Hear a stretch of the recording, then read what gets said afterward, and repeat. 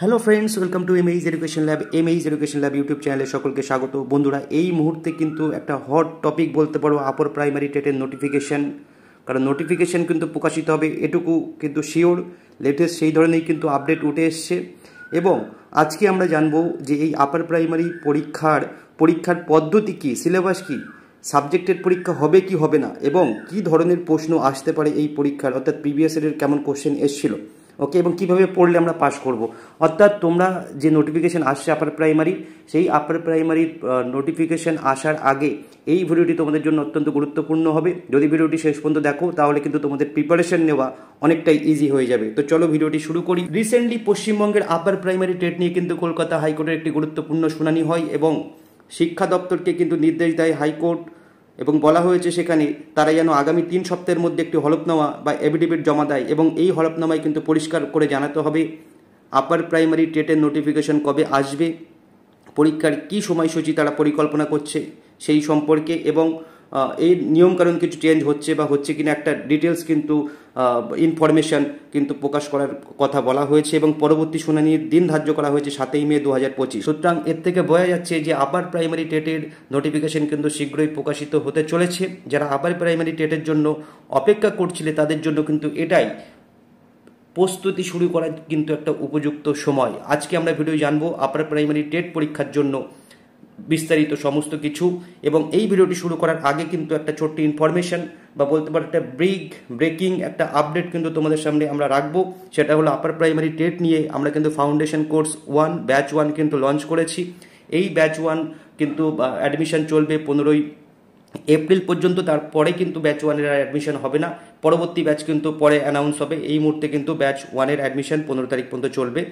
এই ফাউন্ডেশন কোর্সে কিন্তু আমরা 100% সিলেবাস কভার করাচ্ছি, যেখানে অধ্যায়ভিত্তিক বিস্তারিত ক্লাস, অধ্যায়ভিত্তিক প্র্যাকটিস সেট, বিস্তারিত পিডিএফ, 5000 এমসিকিউ এবং বিগত বছরের প্রশ্নপত্র কিন্তু থাকবে। অর্থাৎ ওভারঅল প্রিপারেশনের জন্য যা যা লাগে সমস্ত কিছু কিন্তু প্রোভাইড করা হচ্ছে, এবং যেটা বলা হচ্ছে যে 80% কিন্তু ডিসকাউন্ট চলবে 1-2 দিনের জন্য। তারপরে কিন্তু কোর্স ফি বেড়ে যাবে, অর্থাৎ 4000 টাকার কোর্স ফি এখন কিন্তু আমরা 757 বা 775-এ কিন্তু দিচ্ছি। যারা কোর্সে অ্যাডমিশন নিয়ে আমাদের সঙ্গে প্রস্তুতি শুরু করতে চাও তারা কিন্তু ভিডিও ডেসক্রিপশন ফলো করো এবং আমাদের প্রথম কমেন্ট সেকশন ফলো করো। তো চলো আজকের যে পোর্শনগুলো বলছিলাম সেগুলো কিন্তু আমরা এক এক করে রাখছি। পরীক্ষার বসার যোগ্যতাটা ঠিক কী প্রয়োজন সেটা কিন্তু আমরা প্রথমে আলোচনা করে নেব। শিক্ষাগত যোগ্যতা বলছে অনেক রকম ক্রাইটেরিয়া এখানে দেওয়া হয়েছে। কারো যদি গ্র্যাজুয়েশন থাকে এবং তারপরে যদি সে 2 বছরের ডিএলএড করে থাকে তারা কিন্তু যোগ্য। গ্র্যাজুয়েশনের পরে যদি কারোর বিএড থাকে তারাও কিন্তু যোগ্য, এবং কারোর যদি 4 ইয়ার্স বিএলএড থাকে তারাও কিন্তু যোগ্য।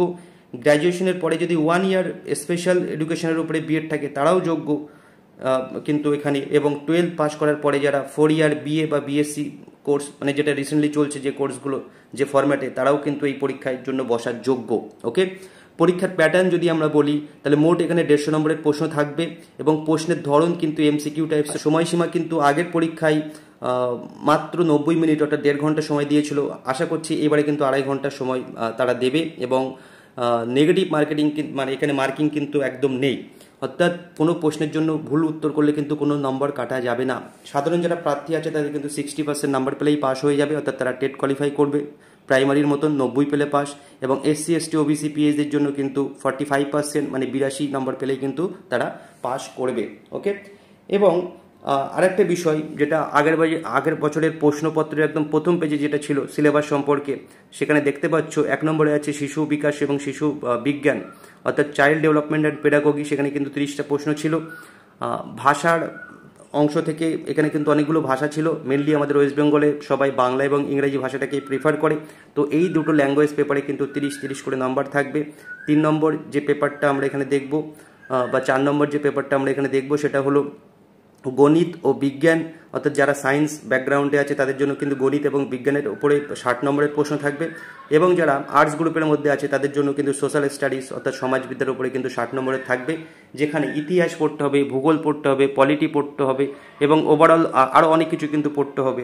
এবং প্রত্যেকটা যে সাবজেক্টের নাম বললাম, যে শিশু বিকাশ, শিশু বিজ্ঞান, বাংলা, ইংরেজি, গণিত, বিজ্ঞান, সমাজবিজ্ঞান, এই প্রত্যেকটার পোর্শন থেকে কিন্তু পেডাগোজির প্রশ্ন থাকবে, যেটা আগের বছরের প্রশ্ন অনেক কটা মিসিং ছিল।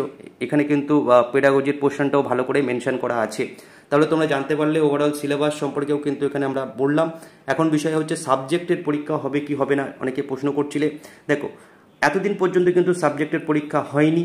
আমরা দেখেছি যে সিলেবাস আমরা বর্ণনা করলাম, এখানে কিন্তু অনলি একটা টেটের কথা বলা হয়েছে, অর্থাৎ টেট পরীক্ষায় পাশ করলে তারপরে ইন্টারভিউ হবে, ডেমনস্ট্রেশন হবে, ডকুমেন্ট ভেরিফিকেশন হবে, ফাইনাল মেরিট লিস্ট তৈরি হয়ে কিন্তু চাকরিতে জয়েনিং হবে, ওকে, কাউন্সিলিংয়ের মাধ্যমে। এইখানে একটা গুজব বা একটা হালকা আমরা কিন্তু কথা শুনছিলাম যে সাবজেক্ট ইন্ট্রোডিউস করা হতে পারে, সেটা হলেও কিন্তু এইবারের জন্য হবে না, এটুকু কিন্তু শিওর। কারণ সেই রকম সাবজেক্টের ইন্ট্রোডাকশন হলে তার একটা কিন্তু হিউজ ব্যাকগ্রাউন্ডে কাজ থাকে, অর্থাৎ সরকারের তরফ থেকে বা শিক্ষা দপ্তরের তরফ থেকে তার একটা তোড়জোড় থাকে। সেই তোড়জোড় কিন্তু এখন আমরা লক্ষ্য করতে পারিনি, এবং সাবজেক্ট হঠাৎ করে শুরু করলে কিন্তু আইনি জটিলতা আরও বাড়তে পারে। তো সেই ক্ষেত্রে সেই দৃষ্টিভঙ্গি থেকে কিন্তু আমরা এটুকু বুঝতে পারছি যে সাবজেক্টের পরীক্ষা হওয়ার সম্ভাবনা খুবই কম, নেই বললেই চলে। এখানে অনলি টেট পরীক্ষায় কিন্তু হবে, টেট কোয়ালিফাই করলে বাকি প্রসেসের মাধ্যমে কিন্তু আমাদের চাকরি নিশ্চিত হবে, ওকে।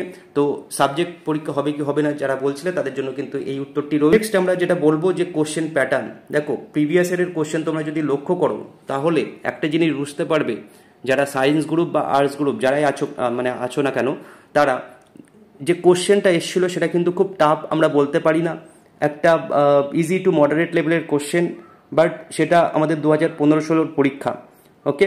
এখন কিন্তু 25 সাল 2025, তো একটা এই 10 বছরের মধ্যে কিন্তু একটা হিউজ চেঞ্জ এসছে আমাদের বিভিন্ন পরীক্ষার কোশ্চেন প্যাটার্নে, কম্পিটিশন লেভেলে, এবং সর্বদিক থেকে যদি আমরা বিবেচনা করি তাহলে কিন্তু একটা হিউজ চেঞ্জেস এসছে।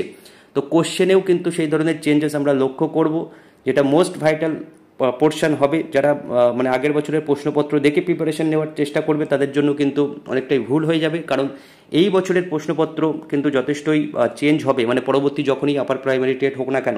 কারণ আমরা প্রাইমারির ক্ষেত্রেও লক্ষ্য করেছি 2023 সালে যে লেভেলের কোশ্চেন দিয়েছে সেই লেভেলের কোশ্চেনে কোনো মতেই আমি কোনো একটা অংশ পড়ে গেলাম বা 3000-4000 কোশ্চেন পড়ে গেলাম আর পরীক্ষায় গিয়ে আমি পাশ করে যাব, এটা কিন্তু একটা দুঃস্বপ্ন হয়ে থেকে যাবে।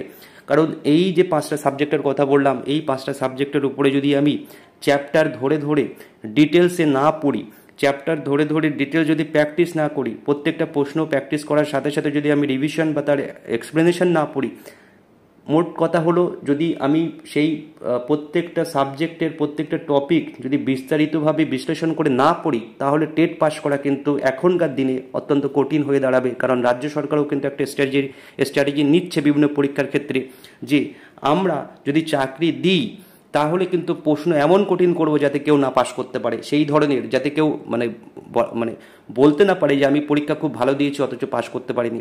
সেই বলার জায়গাটা কিন্তু রাজ্য সরকার রাখতে চাইছে না। তারা কিন্তু ইচ্ছা করেই কোশ্চেন প্রচুর ডেপথ থেকে দেবে, বা প্রচুর বলতে পারো লেন্দি কোশ্চেন বা প্রচুর টাফ কোশ্চেন কিন্তু সেট হবে, এমনটাই কিন্তু আমাদের ধারণা, বা বিগত প্রশ্নপত্র, বিভিন্ন পরীক্ষার রিসেন্ট প্রশ্নপত্র দেখে কিন্তু আমরা সেই বিষয়টা অনুধাবন করতে পারছি।